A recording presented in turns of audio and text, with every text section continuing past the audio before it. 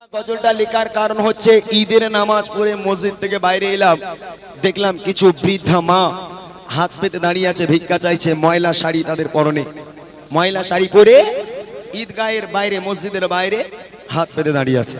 কখন তাদের হাতে 5 টাকা 10 টাকা দেবে, তারা হয়তো ক্ষুধার যন্ত্রণা নিবারণ করবে। তো দেখে মনে হলো যে এদের কি সন্তান নেই? যে ঈদের সময় সারা বিশ্ব আনন্দে মেতে উঠেছে, আমির গরিব সকলেই নতুন পোশাক পরেছে, আর এই মাগুলোর কি কোনো সন্তান নেই? যে এই মাগুলো আজকে দাঁড়িয়ে দাঁড়িয়ে ভিক্ষা চাইছে একটা নোংরা শাড়ি পরে, পুরাতন শাড়ি পরে। কত মা এরকম আলাদা খায়, কত মা এরকম লোকের বাড়িতে কাজ করে। এসব দেখার পর ভেবেছিলাম সমাজের জন্য এমন একটা কিছু দিতে হবে যাতে যুব সমাজ সচেতন হয়, যে মাকে যেন তারা আলাদা কখনো না করে দেয়।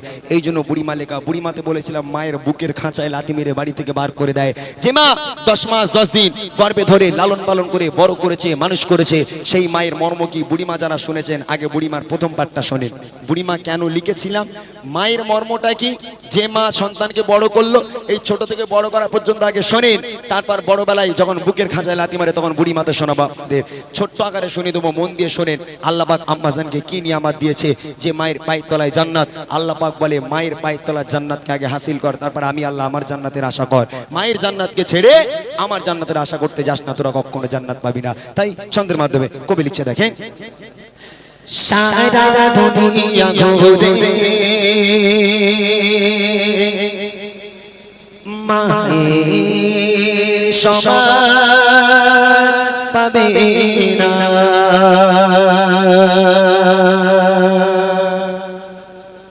সারা দুনিয়া ঘুরে মায়ের সমান পাবে না, সারা দুনিয়া ঘুরে মায়ের সমান পাবে না। সারে তো ছাড়া এই দুনিয়ায়, সারে তো ছাড়া এই দুনিয়ায় কেউ তো আপন হবে না, সারা দুনিয়া ঘুরে মায়ের সমান পাবে না, সারা দুনিয়া ঘুরে মায়ের সমান পাবে না। সারে তো ছাড়া এই দুনিয়ায়, সারে তো ছাড়া এই দুনিয়ায় কেউ তো আপন হবে না, সারা দুনিয়া ঘুরে মায়ের সমান পাবে না, সারা দুনিয়া ঘুরে মায়ের সমান পাবে না। যে ছেলে মেয়েরা, যে ছেলেগুলো নাইটে কাজ করে, যারা রাতের বেলা কাজ করে রাত 2টা-1টার সময় বাড়িতে যায়, দরজা নক করবে, একই ছাদের তলায় শুয়ে থাকে মা, একই ছাদের তলায় শুয়ে থাকে বউ। রাগ করবেন না আপনারা, একদম মন থেকে বলছি, ভালো করে বুঝে সুঝে উত্তর দেবেন। ছেলে রাত 2টোর সময় বাড়িতে গেল, কলিং বেল বাজালো, দরজা নক করলো, প্রথমে ঘুম কার ভাঙবে, মায়ের না বউয়ের? আওয়াজ দেন। মায়ের না বউয়ের? মায়ের। কেন বলেন তো মায়ের ভাঙবে? যেহেতু মাও ঘুমের দেশে, বউ ঘুমের দেশে। তবে মা ঘুমের ঘরে স্বপ্ন দেখছে ছেলে কোন রাস্তায় আছে, ছেলে এখানে এখনো বাড়িতে আসেনি, এই স্বপ্ন দেখছে মা। আর বউ স্বপ্ন দেখছে স্বামী আজ গেল, মোটামুটি বলে গেল খুব একটা ভালো কাজ পেয়েছে, তা মোটামুটি হয়তো মাল্লু ভালোই পাবে আজকে, এখন জান্নাতে উঠছে, ও কালকে শপিংয়ে যাবো, যা কিনবো না। বাপরে বাপ, রাগ করবেন না, বাস্তব কথা তুলে ধরছি। কলিং বেল বাজালো, মা উঠে এলো। মা জিজ্ঞেস করবে বাবা লেট হলো কারো? না মা রাস্তায় জাম ছিল। খাওয়া দাওয়া করেছো বাবা? না মা খাওয়া দাওয়া করিনি। ঠিক আছে বাবা, ভাত গরম করে দিচ্ছি, খেয়ে শুয়ে পড়ো।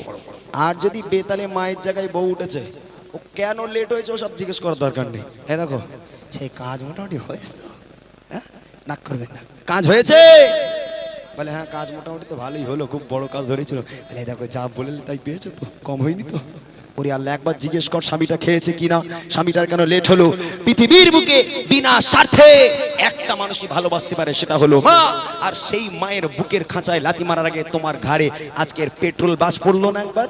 হ্যাঁ, যে মা 10 মাস 10 দিন গর্ভে ধরে তোমাকে বড় করেছে, সেই মাকে কেমন করে তুমি আলাদা খেতে দাও? তাই কবি ছন্দের মাধ্যমে লিখছে, দেখেন।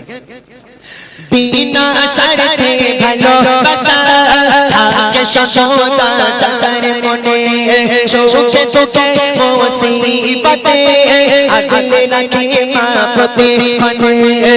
বিনা স্বার্থে ভালোবাসা থাকে সদা যার মনে, শোকে তোকে মুসিবতে আগলে রাখে মা প্রতিক্ষণে সেই মায়ের ইয়াবদার সেই মায়ের ইয়াবদার ভোলা তো বুঝাবে না সারা দুনিয়া ঘুরে মায়ের সম্মান পাবে না সারা দুনিয়া ঘুরে মায়ের সম্মান পাবে না শাসক ছাড়া এই দুনিয়া শাসক ছাড়া এই দুনিয়া কেউ তো আপন হবে না সারা দুনিয়া ঘুরে মায়ের সম্মান পাবে না সারা দুনিয়া ঘুরে মায়ের সম্মান পাবে না।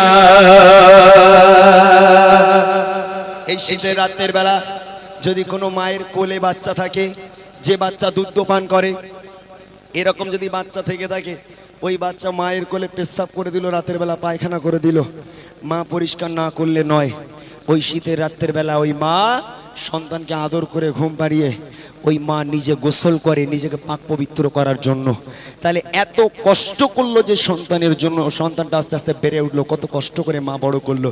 যেই বড় হয়ে গেল, বিয়ে হয়ে গেল, এখন মা বাপ আর চলাফেরা করতে পারে না, এক পাও হাঁটতে পারে না, মা বাপ অচল হয়ে গেছে। যদি মা বাপ বিছানায় পায়খানা পেশাব করে তখন তোমার ঘাড়ে বাজ পড়ে। হ্যাঁ, ও মা কে রাখা যাবে না, ও মা ঘর নোংরা করে, বউ সহ্য করতে পারে না।